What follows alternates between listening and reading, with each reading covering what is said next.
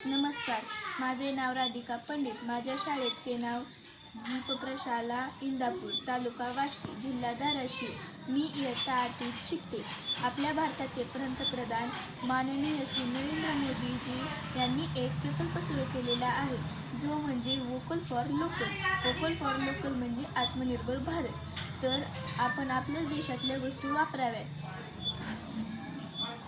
जसे की मी पाहते, आमच्या गावात सर्वजण जवळपास जाण्यासाठी गाड्यांचा वापर करतात, तर तो गाड्यांचा वापर कमी करावा. गाड्या वापरल्याने आपल्याच गावात प्रदूषण होते. गाड्या वापरायला डिझेल, पेट्रोल हे लागते.